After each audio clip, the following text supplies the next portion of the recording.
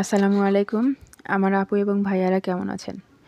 গত ২ দিন আমি ভিডিও দিতে পারি নাই। তো ভাবলাম যে আজকে একটা ভিডিও দেই। তো আজকে হচ্ছে আ আ আচ্ছা, যদিও আপনারা জানেন যে আমি আমার ভিডিওতে রান্নার ভিডিও খুব কম শেয়ার করি। তো ভাবলাম যে আজকে একটু রান্নার ভিডিও দেই।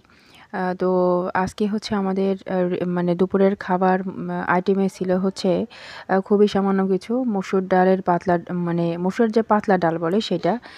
আর হচ্ছে আ একটা ছোট হচ্ছে হাঁসের মাংস ছিল। হাঁসটা খুব একটা বড় ছিল না, এই কারণে ছোটর কথা বললাম। অনেক খোঁজাখুঁজির পর একটা হাঁস পাওয়া গেছে। তো এই যে দেখেন হচ্ছে এটার ডালটা ফোড়ন দেওয়া হচ্ছে। যদিও বুঝতে পারতেছেন যে খড়ির চুলাতে রান্না করা। যেহেতু শীতের সময় তো খড়ির চুলাতে রান্না করতে ভালোই লাগে। যেহেতু তারপরে আমরা হচ্ছে গ্রামে বসবাস করি, এই কারণে খড়ির চুলাতেই বেশ কিছুদিন যাবৎ আমরা খড়ির চুলাতেই রান্না করে খাচ্ছি। তো এই যে ডালটা রান্না প্রায় শেষের দিকে। আর হচ্ছে আমি পুরো ভিডিওটা করি নাই। মসলা-টসলা দেওয়া এটা ওটা এগুলা একটু সময় সাপেক্ষ ব্যাপার। তো হচ্ছে আমি ১ম এ মসলা-টসলা দিয়ে যাবতীয় যত মসলা লাগে সবকিছু দিয়ে হচ্ছে মাংসটাকে কষিয়ে নিচ্ছি। তো যাই হোক, আর হাঁসের মাংস কে পছন্দ করেন? আমার যারা হচ্ছে আপু এবং ভাইয়েরা আছেন, কে হাঁসের মাংস পছন্দ করেন বিশেষ করে শীতের সময়ে অবশ্যই জানাবেন।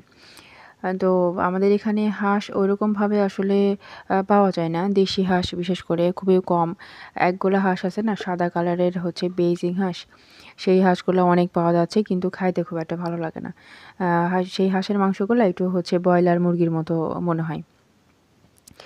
আর এই মাংসটা হচ্ছে হাঁসটা খুব একটা বড় ছিল না। তো একজন বিক্রি করতে আসছিল, এই কারণে আমি নিয়ে রাখছি।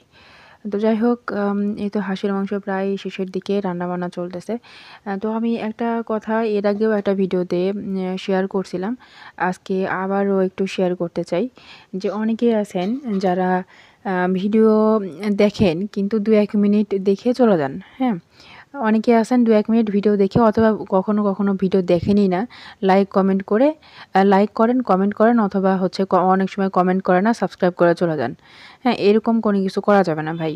এরকম করলে মানে সাবস্ক্রাইবার থাকে না। ২৪ ঘন্টার মধ্যে অথবা ৪৮ দিনের মধ্যে সাবস্ক্রাইবারটা কেটে যায়। তো আপনারা এই বিষয়গুলা জানেন কিনা জানি না, যারা নতুন ইউটিউবার আছেন। হয় কি যে আমরা যেহেতু অনেকের ভিডিও দেখি, অনেক আপু ভাইয়াদেরই ভিডিও দেখি এবং একটা ট্রিক্সও আমরা ফলো করি যে অন্যের ভিডিওতে গঠনমূলক কমেন্ট করা। তো আমরা কিন্তু কখনো এরকমভাবে বলি না যে আপনাকে সাবস্ক্রাইব করে গেলাম, সাবস্ক্রাইব করেন, আপনি আমার পাশে থাকবেন। এরকম ধরনের কথাবার্তা যদি আপনি বলেন তাহলে হচ্ছে সাবস্ক্রাইবার কেটে যাবে, ভিউজ ডাউন হয়ে যাবে এবং হচ্ছে চ্যানেলটা মানে রিচ একদমই কমে যাবে। তো আমার যেহেতু এর আগেও আমার বেশ কয়েকটা ইউটিউব চ্যানেল ছিল। তো এগুলা আমি সেখান থেকে আমি বুঝতে পারছি যে আসলে এগুলা করলে ভিউজগুলা থাকে না। ইভেন আপনারা যে সাবস্ক্রাইবগুলা করে গেছেন, আমার নিজের ভিডিওর কথা বলতেছি যে অনেকেই আছেন যে সাবস্ক্রাইব করে গেছেন। হ্যাঁ, ভিডিও দেখেন নাই বা ২-১ মিনিট দেখছেন, দেখে সাবস্ক্রাইব করে চলে গেছেন। কমেন্ট করে চলে গেছেন। তো এগুলা করলে আপু সেই আমারও কোনো লাভ হয় না, আর আপনাদেরও কোনো লাভ হয় না। হ্যাঁ?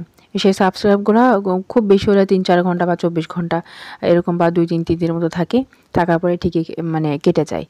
তো আপনারা যদি আমার ভিডিও দেখেন বা দেখতে পছন্দ করেন তাহলে আমি রিকোয়েস্ট করব যে আপনারা সম্পূর্ণ ভিডিওটা না দেখতে পারলেও অন্তত ৩ মিনিট, ৪ মিনিট, ৫ মিনিট দেখেন।